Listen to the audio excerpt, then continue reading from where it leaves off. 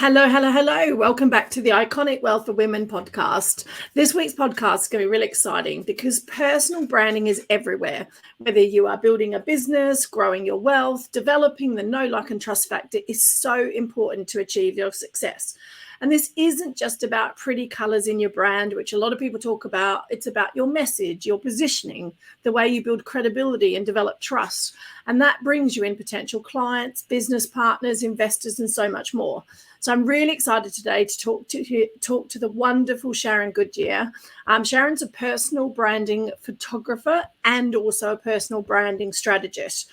She's also an incredible single mother to 3 children. So she's juggling the work-life balance demands, and she's got a true passion for personal development, which is she's actually currently writing a book around as well. So welcome, Sharron, to the Iconic Wealth for Women podcast. It's great to have you here.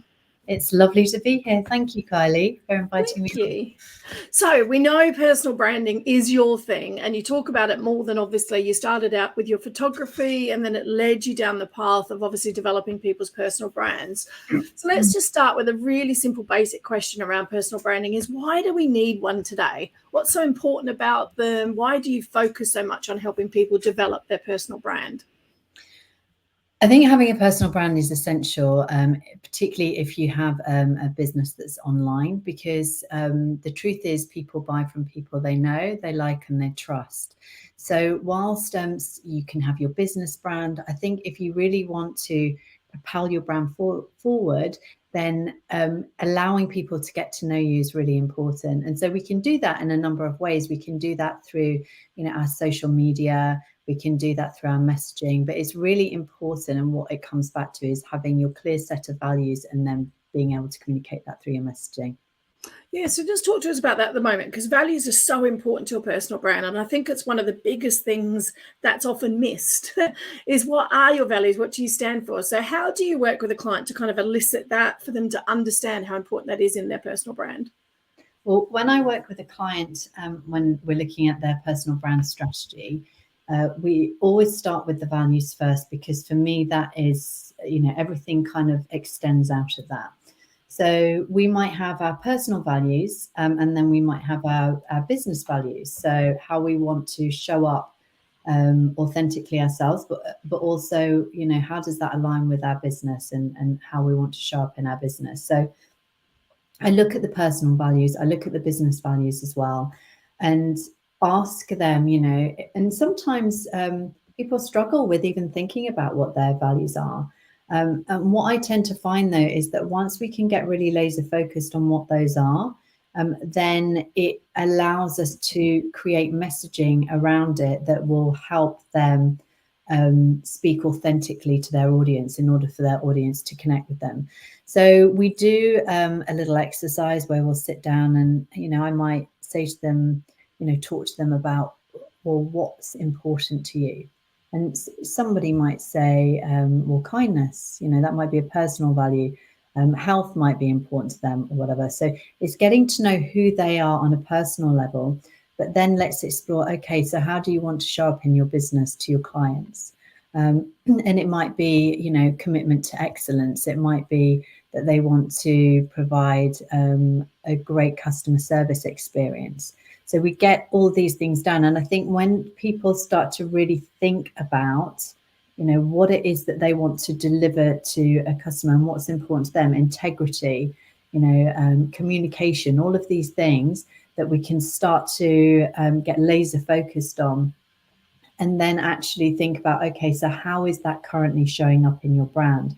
And sometimes you find that actually some of they have their values, but they're out of alignment with their values because they're not necessarily doing the things that are at their core, their values. So. Oh, brilliant. Yeah, I was going to ask you about that, because I was like, okay, so once you've got your values and you understand them, so, some of mine is obviously, I have a deep travel for deep travel for passion, passion for travel. Get that round the right way. Doing well today. A deep passion for travel. I've got a bit of both, really. Travel's my passion as well as passion for my travel. So, then how would you take that concept through into your brand? So what sort of things do you look for when you kind of go, okay, one of mine is loyalty. One of my biggest brand, my own personal values is loyalty. So how do you then take that through to get your audience to feel it? Because I think that's one of the most important things, isn't it? So your audience feel it and understand it. So what sort of things do you look for in a brand to create that? Well, let's take loyalty as an example for a moment. So what we would want to be showing is that we are loyal to our audience, for starters, so that we are committed to showing up, that when our audience spends time with us, that we reward them in some way through giving value, that we show that we're there for our clients when they need us. Obviously not in every single situation.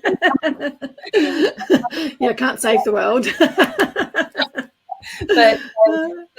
but what I mean by that is that we take that core value and we say, okay, so loyalty is really important to you.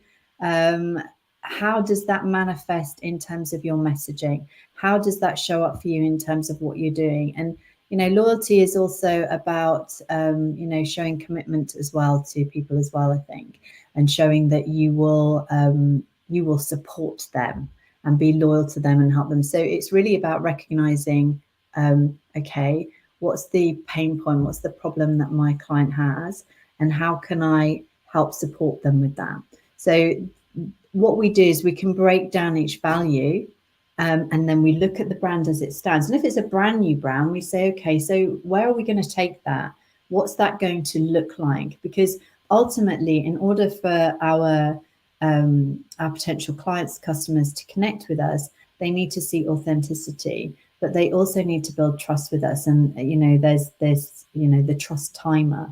So the more time you spend showing up, the more likely they are to trust you. But the more consistent that you are in showing up authentically with the values that you have, the more they will trust you and then want to buy from you.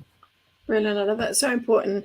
And, we'll talk about this as obviously building long-term wealth. And I think people sometimes underestimate the power of their personal brand when building wealth, because it's like you said, it could attract that next collaborative partner. It could be the next investor to your business. And the first thing we naturally look at nowadays is people's brands, don't we? Social media is everywhere. You can't get away from it. So you have to kind of shine through it, really, don't you? You really do. And it's like, how do we stand out?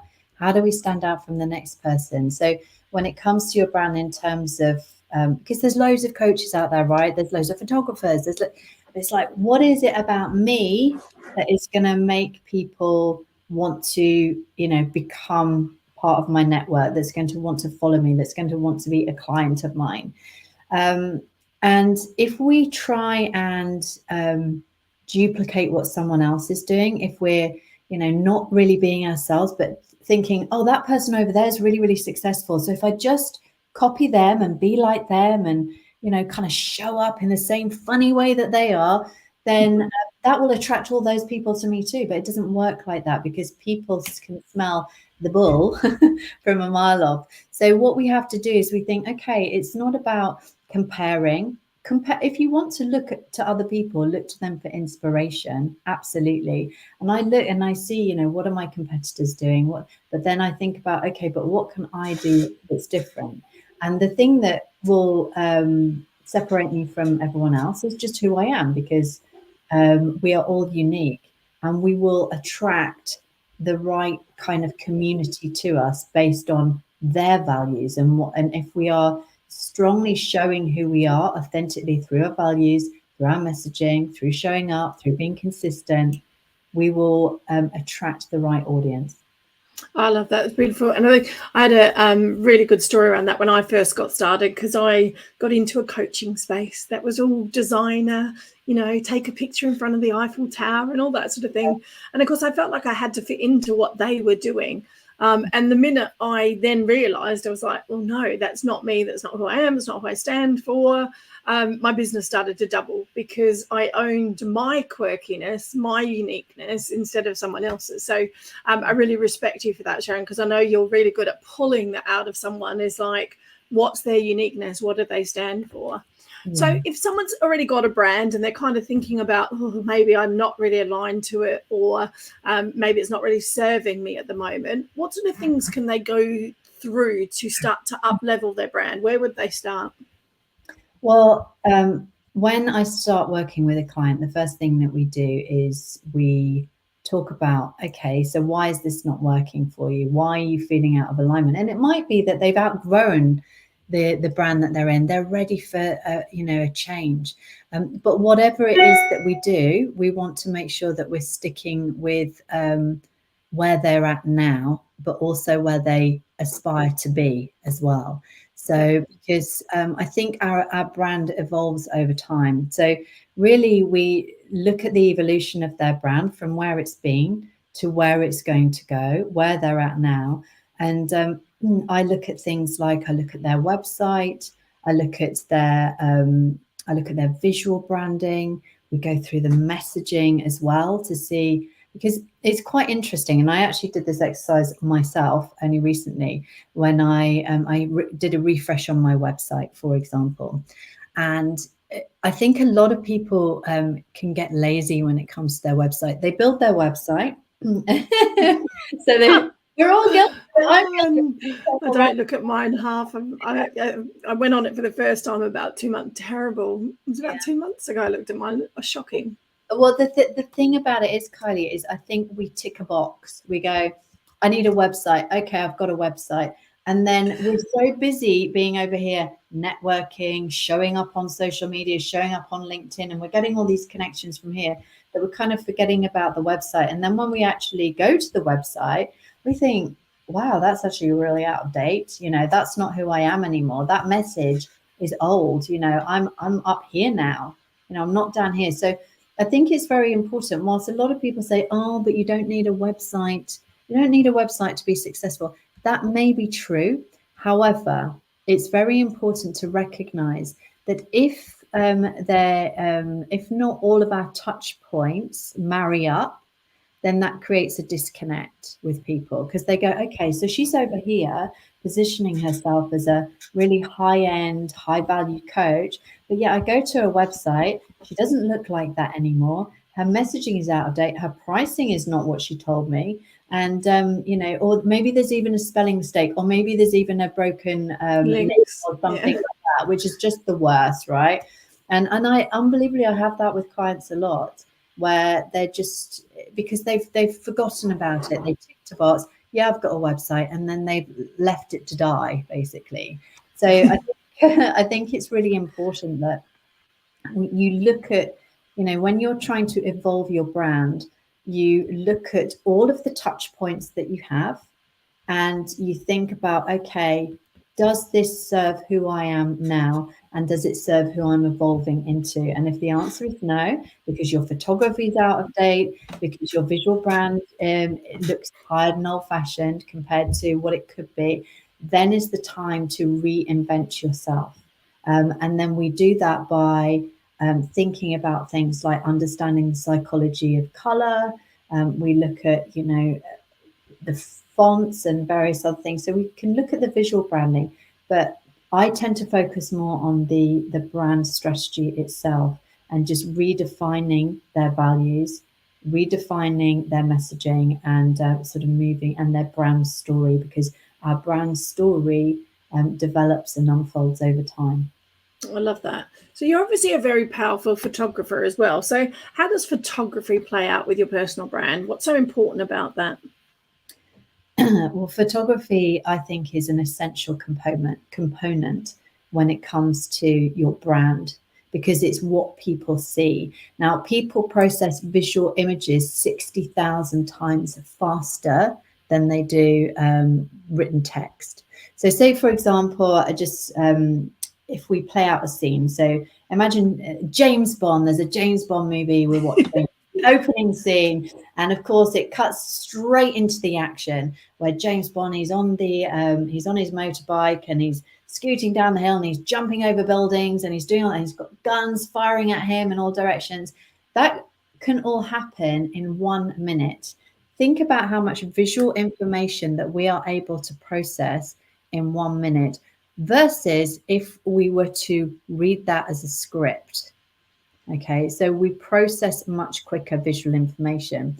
So if you position yourself as someone who is, of high value, and then when they look at your social media, if they look at your website and stuff, and it's not marrying up, or perhaps, for example, you look completely differently, again, it comes back to that authenticity. Now, people can have a brand, we're talking about you've got the Tony Robbins, you've got the Gary Vaynerchuk, you've got all these. I mean, Gary Vaynerchuk, if you look at his social media, it's like, it's all over the shop, but he's earned the right to get there through his YouTube and how he's built up his brand. But when you're starting out, it's very important that you have a strong visual brand. So for me, when I photograph people, what I'm looking to capture is who are they, but not just one side of them, because we are multidimensional. So we have all these different facets to who we are as a person. So we use the photography to tell the brand story. So, but from a visual perspective. So if you want to look powerful in your photos, then we can make you look powerful. If you want to look, calm because you're in well-being and you want this kind of, we think about the backgrounds, we think about the poses, we think about the expression, the lighting. Everything is really, really important in terms of how we position you. And how I generally position people is based on what story they're trying to tell their audience, and so that will affect everything. I love that. Yeah, because it's so important, isn't it? Because I was with a financial planner when she was having a photo shoot done. Unfortunately, it wasn't with you. Didn't know you then, but she was having it done, and she always talks about things like bringing retirement into today instead of waiting for retirement, and those sorts of things. And part of her journey was buying a little cottage, and she's got her chickens in the garden. So I said to her, when you have your photo shoot, you have to have your chickens in it. Yeah. She's like, what? But I'm a financial planner. I said, no, because that's the stuff that tells the story, isn't it? It's what people relate to you, and it's on brand because it talks through her message in relation to who she is and what she stands for.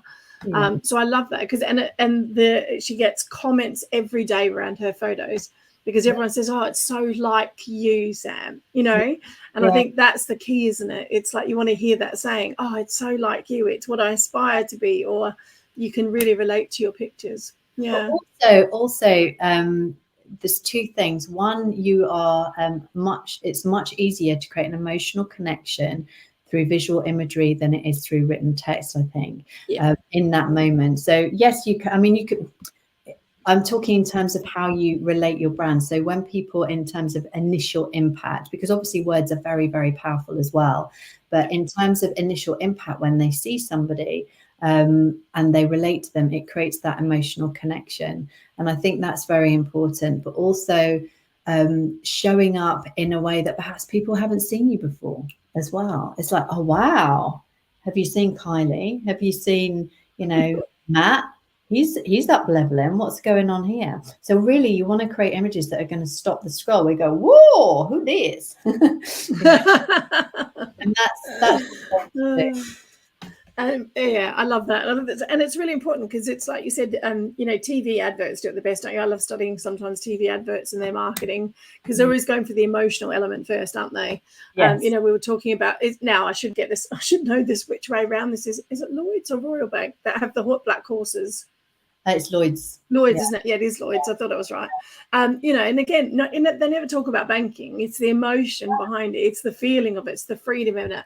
And I think that's what your photography does for you, isn't it? It creates that emotion and feeling and connection first before you get into what you do. And I think that's really, really powerful. Yeah, absolutely. I love that. And I've seen some of your incredible photo shoots, and you do tell a story beautifully. And I've watched people evolve and change with your amazing photography. Let's talk about, so obviously, you do photography, you do personal branding. So tell me a little bit about kind of how you juggle all of that with being a single mum and 3 kids at the same time. So let's talk to some of the mums out there going, how do you build a successful business? Because we want to develop our wealth. One of the areas might be we want to build our own businesses. But they could be they're thinking, can I do it? Is it for me? So let's delve a little bit into about kind of how you juggle. What are some of the ups and downs in relation to building your business with 3 wonderful children? Yeah, well, it can be challenging. I mean, I have 3 children, so we'll have a 16-year-old son, a 13-year-old daughter, and a 10-year-old son. And my 10-year-old son is we're looking to get diagnosed because it's possible he may have autism. So that is an added layer, and in terms of his needs, in terms of what he needs from me and the structure, etc. So it adds an extra pressure. However, it also up levels who I need to be as a parent as well. So it can be challenging. And I think it's about, in terms of the juggle, the blend, how you're going to blend it all together. I had an interesting one recently. It was about October, which is what inspired me to write a book about this, which I'm currently in the process of doing at the moment, where I was talking on Clubhouse and they were saying, so what are your plans for 2023? And saying, well, I'm going to start a podcast, I'm going to do this, I'm going to do that, and blah, blah. And I put down, I turned off the mic and then I went and got a cup of tea. And as I walked down, I glanced on the landing to see like 2 big bags of washing that needed. And then I went down to the kitchen and it was like, the kitchen dishes needed putting in. I don't live like a slob, by the way, but this is how it was on this particular day. And then I went in and there was like more washing. And I was like, oh my God, the washing is really like overwhelming me. And so I had to call in the cavalry, and my mum came over. And we burned through, like, literally, I mean, I'd got so full on with work. And when you're then you have a small window when your children are at school to get stuff done. So that's my work time. And I also have a dog as well that needs walking. And then they get home and then it's snack time. And then it's like, okay, what do you need? And then it's into dinner and evening. So trying to fit all this stuff in. But she helped me create a system with the washing, which is where we burned through all 7 bags of washing. And then we got a system in place where she said, now this is what you have to do. You put 1 wash on in the morning and you have to wash, dry it and put it away the same day. And it was amazing how liberating it was to actually get on top of that. Because when you have washing all over your house, it doesn't matter how successful you feel you're doing in your business. If you're not holistically successful, because you're always shouting at the kids because their bedrooms are untidied and untidy because then they can't find their stuff and there's washing on, you start to feel that you're not necessarily holding it all together. So for me, having that system, that structure really made a massive difference. It made a difference in my mind because I felt on top of my game. Getting more organized, getting more structure really was essential. Now, by nature, that's not actually who I am. So it's been a challenge for me. But I know now what I have to do to stay on top of things. And when I don't, because maybe I get knocked off my perch because I'm ill or something like that, it does impact me again. And I notice how it affects my mood. And when everything is running well in the home, then actually it frees up much more creative space in my brain. My relationships are better because I'm not so stressed, because I'm like, I got this, my house is looking good. The work is doing well. The kids are okay. So I think that the only way to really do it properly successfully is to just try your hardest to keep on top of the little things and do the hard stuff now to make life easier later. Brilliant. I love that. I don't know whether you've seen it. I've been I've been a bit addicted to a TV show right now called Sort Your Life Out. Have you seen it? Oh, with Stacey Solomon on BBC. It's brilliant. And it's exactly what you talk about. It's the the putting the systems in place around your clutter at home. Yeah. And what they do is they go into a house where, they're helping people that are really struggling, that things have got on top of them. And, these are normal everyday people, like you said, just juggling so much stuff that the house is the one that suffered. But what they do is they make you they pack the whole house up, because how many times have you wanted to just declutter, but you can't figure out where to go? So they take the whole house, they unpack the whole house, they take it to a warehouse, they lay it out into sections. Yeah. It's so cool. And then you look at it and go, okay, I've got 50 towels, or I've got, 500 books. It's like, but when you visually see it, it makes the decluttering process so much easier. But what the powerful one was there, exactly what you tapped into, is having systems. Because then when they put it all back, they create the systems, and it's the systems that then help people stay under control. So I really love that. And I think the other thing there is, acknowledging that it's okay to ask for help. I think as women, quite often we think we have to do it all, don't we? We have to be super mum at everything and, superpowers at everything. It's really hard sometimes just to turn around and go, do you know what? I need help. It's got on top of me. I've got behind, or something's going on. And I love that you've got your mum cavalry. But I think it's powerful, though, isn't it? The fact that you could turn around and ask for help, I think is so important, because I just don't think women do it enough sometimes.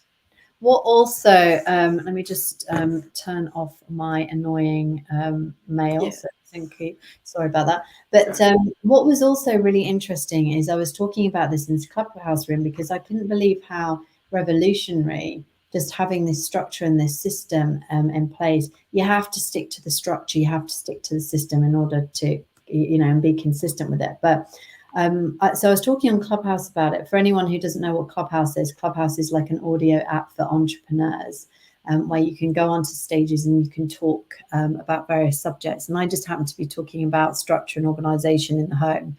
And I had this lady reach out to me, and she said, do you know what? She said, I hadn't realized how big a problem my washing situation was in my house until I heard you speak about it.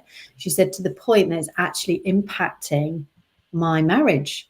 She said, what's happening is I'm working all day, but I'm putting the washing in the washing machine in the morning. She said, I am saying to my husband, okay, when it's done, can you take it out, please, and then put it in the tumble dryer or hang it out or whatever. She said, I come home in the evening and it's still in the washing machine. So I have to do it all again. She said, and that's causing resentment. That's causing feeling that he doesn't respect me. He's not listening to me. So it's actually causing this buildup. So I told her the system. I said, this is what you've got to do. And she started presenting to me photos of clean washing baskets. She said, honestly, I did not know how much of my issue was related to this particular area. She said, I get on better with my husband now. There's no friction, because I decided, you know what, rather than be resenting him, I'm just going to take that as my system. She said, I spend more time with my kids, and she's much happier. She's much happier. So I was like, I need to write a book about this. I love that, though. And it's great that you want to take it into a book, because I think that, quite often they're the little, I guess, tricks of the trade that we all come across, or we might have experienced, that we can share. And I really love that, because look at the impact of, mine's clarity. If I help people get clarity, it unblocks everything. Quite often it's clarity that's holding people back. They're in overwhelm because they've got too many ideas bubbling around, or, they've heard this person say this and this person say this, and I should be doing this. And I'm like, yeah, but what do you want to do? So sometimes clarity is, for me, that clears the mind, and it does it. So I really love that. And I know that feeling. I mean, I don't have kids, but even just when I clean my desk out, my office I'm a bit of a paper girl still. I'm sorry, environment, but I am. And so I have to declutter paperwork, because paperwork's my killer. And it just builds up around me, and I'm like, how do I end up with another pile there? What have I done?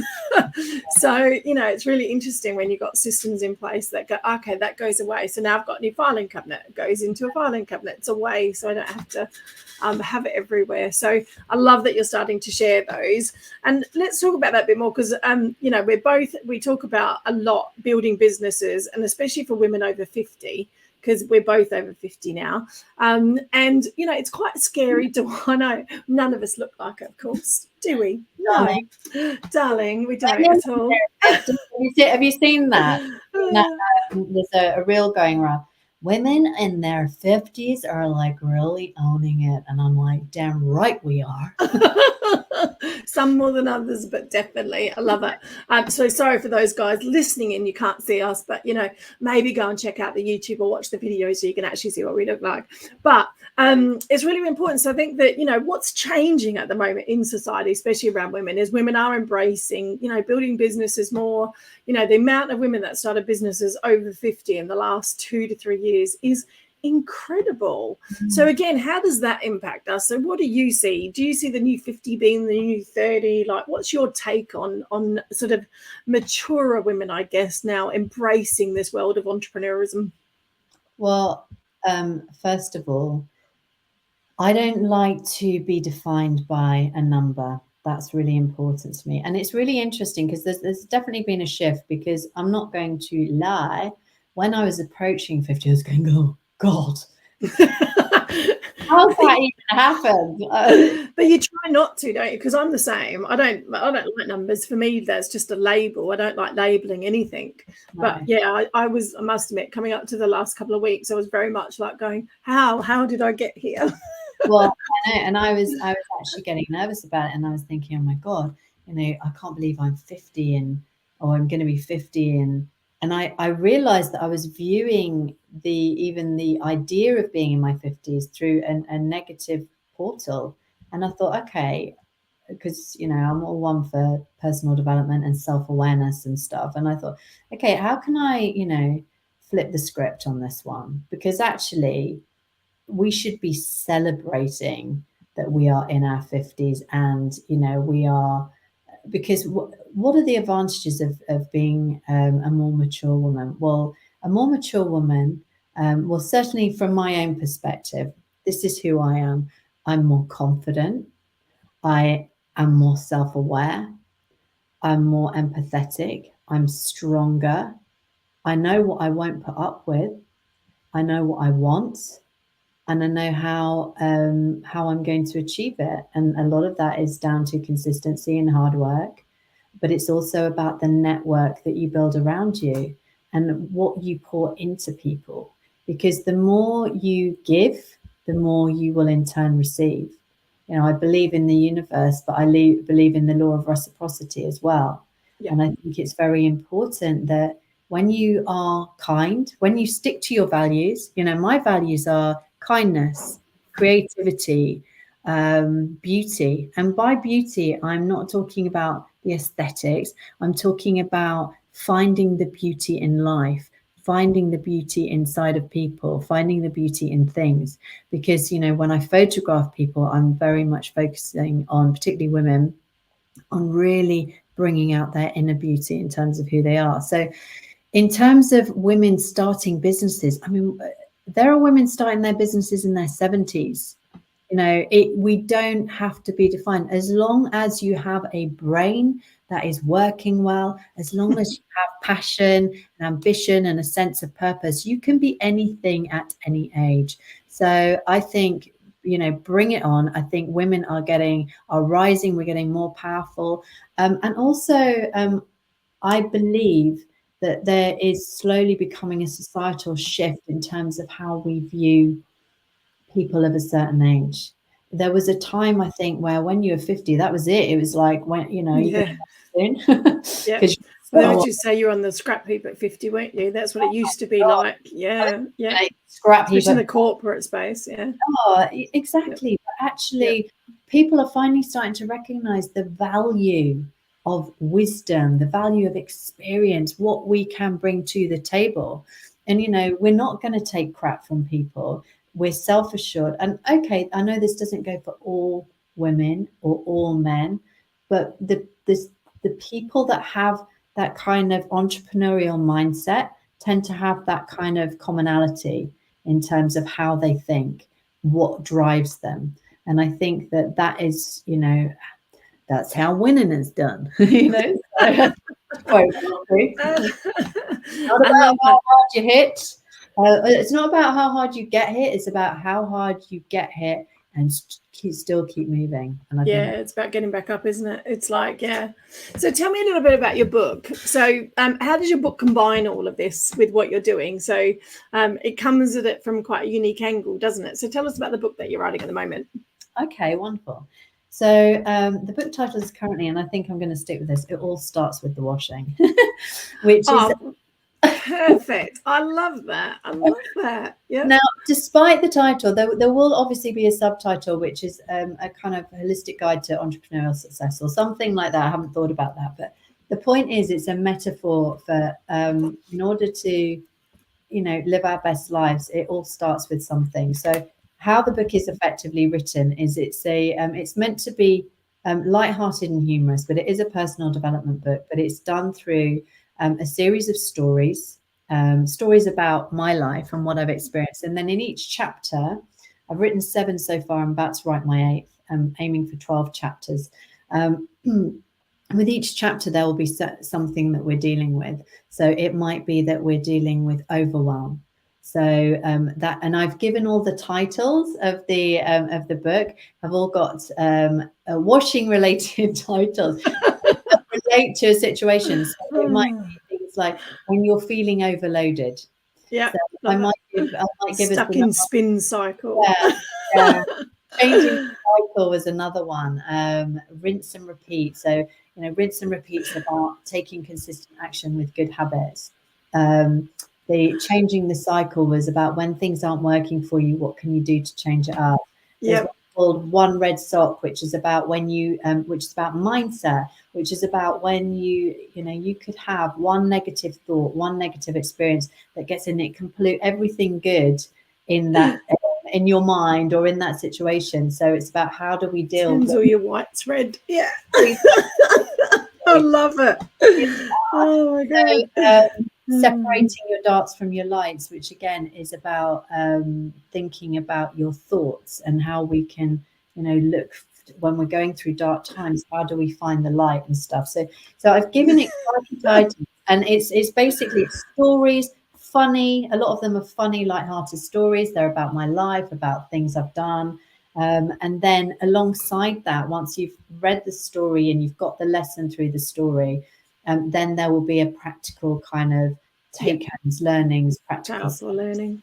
Yeah, so hopefully it sounds amazing. It sounds humorous already. I can just even coming out with the titles, I'm like, I can just see you telling these little anecdotes all the way through. Yeah, absolutely brilliant.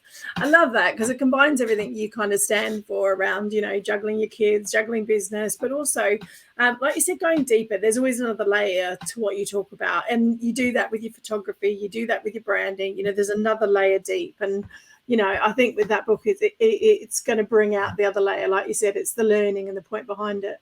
Well, the first chapter, which is talking about the washing, how it all started, is actually called What's at the Bottom of the Basket. And by that, it's, again, it's a metaphor for, we often have a surface problem, but actually if we dig deeper below, there's a deeper problem. And once we can acknowledge the deeper problem, then we can let go of the surface issues. But I think what's really important for me is there's loads of personal development books out there, but I wanted to write one that was relatable through my experience, rather than saying you should do this and you should do that, but that was also funny and lighthearted, but that also had some genuine takeaways. So hopefully people. I love it. Oh my God, I think it's hilarious already. I'm dying to read it, and I don't even have kids and juggle everything else. But I've brilliant. Yeah, really love that. I think it's really good. And the power of is like you said, is starting with one. I know that I can't think of the guy's name, but who's the one that wrote? And you might know this because you love personal development. Who's the one that wrote The Power of Making Your Bed in the Morning? Oh God, I haven't. He's one of the army guys, isn't it? No, I've heard of him, and he's like. But I don't know that he's written a book around that, but that's his whole connotation is if you just start the day with making your bed, then your whole life changes. So I love that yours starts with the washing. I just think it's so powerful. There's so much fun that's going to come out of that, and stories, I'm sure. I think it'll be an interesting fan base. I think you'll get lots of, like you said, people sending you pictures and sending you stories about how you change and impact their life around their washing, which is going to be fun in its own right, I think. But I think that, anything you can do to empower women, I think to, stand in their own power, like you said, take control of their lives. We talk about a lot in Iconic Wealth around, women taking control of their financial future. Why I set up Iconic Wealth in the first place was, 1 in 4 women are going to be in poverty in retirement in the UK. And that just can't stand until we take control of it. And like you said, it all starts with the first step. It starts with a conversation with someone. It starts with creating a little mini plan. It starts with that one step. So I love that you help from an entrepreneurial perspective, that it starts with one step. So I can't wait for that. That's going to be an absolutely brilliant book. I wish I'd thought about something like that for ours when we created our book. But and you're in our book. So tell us a little bit about, obviously, whether you're watching this before or after the launch. I'm not sure as dates come out with these podcasts, but obviously Iconic Wealth for Women have put out their first book, and we're putting out a book around helping women to start these conversations around wealth. So Sharron, just tell us a really quick insight into the chapter you've written in that book as well. Yeah, so my chapter is really just talking about the power of a personal brand and how your personal brand can help you get known. It can help build your community and your audience, and therefore attract the right clients to your business. And I think the more intentional you are with your brand, the more clear you are on your direction in terms of where you want to take it, the more you'll thrive. And it's about also having patience as well, to know that these things don't happen overnight. They take time. So to keep being consistent, don't get hung up on the likes, don't get hung up on the views too soon. It's interesting because whether they like or they comment or not, people are always watching. They're always watching. They are. I used to say that all the time. And quite often it's ones that don't comment and don't like that actually the ones that end up being your clients or being your partners. So I always find that. I always think, they don't even comment on anything. Yeah, they're my clients. It's really interesting. So, and I love that. A lot of my clients try and get so focused on the technical detail. And I'm like, just show up live every day for the next 30 days and see what happens. Yeah. It's like, just get visible, get out there, but do it in the right way that stands by your message. So this has been incredible. We're already nearly coming towards an hour. Well, 45 minutes, I think it is. I think we started a bit later. So tell me about, in relation to kind of your wealth journey. Now, you're growing your business at the moment. So we like to kind of inspire women around developing their wealth, looking at their whole journey as a whole. So what's kind of one thing you advise women to do in relation to, well, not to do really, but just kind of what's one of your tips or one of your perspectives around developing your long-term wealth? Well, I think whatever you do, don't rush into bad investment decisions. That's the first thing I would say, because I certainly have done that in the past, where I have taken counsel from maybe one person who said, you should do this. This is a great idea. And I've been like, yes, okay, I'm going to do that. Because, I've realized by nature that I can be a little bit impulsive. Done, Sharron. Right, go and do this, Sharron. No. Okay, Carly, I'll do that. But I now make sure that I'm much more considered. So I think that we're constantly being told that if you have savings just sat in the bank, they're not actually doing anything for you. In fact, they're losing value. So go and invest it somewhere. And I did that.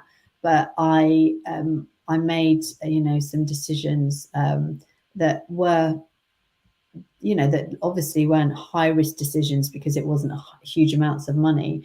But I think that whatever you do, always do your research first when it comes to investing, and do what's right for you, because just because something's right for one person isn't always right for you. And also, things like I became a limited company. I got a bookkeeper. Getting a bookkeeper was transformational for my business, absolutely transformational, because then I really got to understand how my money was working for me. So I think it's about having the right team. And a lot of people are starting out, and this was me for years, to be fair. I just had the money going into an account in my bank, and it was almost treated like my pocket money account, because I was like, oh, that's all my earnings and I can dip in there. Oh, I can afford a holiday as long as I just spend a little bit away for the tax man. But it was plain money. But actually, if you are setting up a business, want to take it seriously. So I'm just going to open the blinds. I actually moved to, I became a limited company at the end of 2021. I became PAYE, so I pay myself a small salary so that I can build up the money in my business. I'm not tempted to overspend or think that I'm flush because I've got money in the account. I'm not allowed to do that anymore. But that helps you build up the wealth in your business as well. But I definitely think that anybody that's starting out, there will come a point where you will definitely need a bookkeeper. You will definitely need to set yourself up in a way that means that your money can grow within an account without being dipped into all the time for fun. I love that. And I think it makes you feel so much more grown up when you get a bookkeeper, doesn't it? I know for the first few years of my business, definitely, I was like, no, I just track everything on one spreadsheet. And, but I'm quite good at tracking numbers. So coming from a very hardcore sales background, you learn to track numbers quite quickly and monitor everything that comes in. And because you've got big targets when you're in sales and you do millions of dollars worth of deals, it's like you have to know where things are going. But still, when I first, like you said, got that limited company, got a bookkeeper, I'm like, oh, now I feel like a grown up. I feel like I have a real business. It's interesting, isn't it? It's a big shift. It's a mindset shift. And we talk about that, moving from just being an entrepreneur into a CEO type role. And I think that's one of the first ones that starts, because it helps you to make, like you said, business decisions based around informed numbers, as I say, rather than just, can I do it? Should I do it? Or I'm just going to spend it. It's making more informed decisions. Absolutely. It's a no-brainer. Brilliant. Well, I love that. Is there anything specific that else that you'd like to share that we've missed off this conversation around your kind of journey, your story? Anything else you'd love to share with the community? Yeah, just in terms of where I'm going next, I suppose is the thing, because so I'm very much known for my personal branding photography, because that's something I've done for a long time now.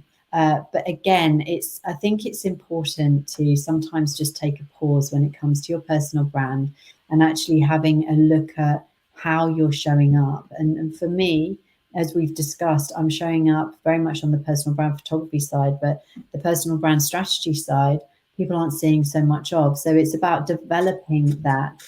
And I'm going to be doing that through a series of ways. One is I'm creating my own YouTube channel, which is going to be coming soon. Yay. I'm going to start inviting clients on for podcast interviews similar to this, where I'm going to be talking about my journey with them, but also getting industry professionals in who I want to talk to about branding. And then I'm also going to be doing personal brand sound bites in between that. I have the YouTube channel. I have a magazine as well that I'm going to be doing, as well as the podcast, and creating a personal branding program. So that's all happening along with the book launch. That's all happening over the next year. So 2023 is definitely going to be a year for growth for sure. Brilliant. It's exciting. And I love that you're part of the Iconic Wealth for Women community. If you're looking for an expert to have a conversation with, Sharron is in our community. She's obviously part of our book as well. You'll see her at the upcoming events and everything as well. So really, really love that you're here. I love what you do, your message, and just how you bring the best out in someone else. I think that's what, I watch you change people. I've watched you develop people's brands. I had someone sharing me theirs the other day, and the excitement behind it to go, she's really captured everything about me and the essence behind me. And I think that's where you really shine as someone that delves deep into a personal brand. It's not just about the photography, even though you're darn good at that too. So thank you so much. Good luck with everything that you're going to be achieving this year. I'll be watching your journey and obviously be a part of it along the way. If anyone has any contacts, they're obviously going to be contact links around this, but where do you hang out the most? Where should people kind of come and see you, come and say hello? I would definitely say Instagram is my place. Brilliant. I've been saying for the last 2 years, I must get more into LinkedIn, and I must. No, you mustn't. If you have to say must, I just don't think do it. I just don't. I'm always like that. I just think if you have to say must to something, then for me, that's not the right thing for you to do. Yeah. Enjoy Instagram and just thrill on it. Well, I love Instagram, but the most important thing I'm doing is actually getting my newsletter set up and building my email list, because that's the one final tip I give to anybody is have an email list. So yes, yeah. So, but Instagram is the place at Sharron Goodyear, with Sharron with 2 R's, Goodyear.com. No, not brilliant. .com. That's my website. No, not .com. That's not Instagram. Wait, appreciate that one. But you'll find, Shan, you'll find the links below or around this episode somewhere, depending where you're watching it from. Sharron, thank you so much for your time, your valuable input, and your insights into personal branding, why it's so important, whether on a business journey or our own personal wealth journey. Your personal brand matters. People unfortunately cannot help but go and check you out before they want to do any type of business with you. They will just go and find out details about you. We live in that sort of world. So thank you for your time. Thank you so much for the valuable information and sharing some of your insights. I can't wait to see the book. I think it's going to be incredible. So stay tuned for this community, and maybe we'll bring Sharron back when her book's out as well and see whether we do another interview around your book as well, Sharron. So thank you again. It's great here. And thanks for tuning in, guys. We hope you stay tuned for the next episode, and we will see you back here shortly. Bye for now.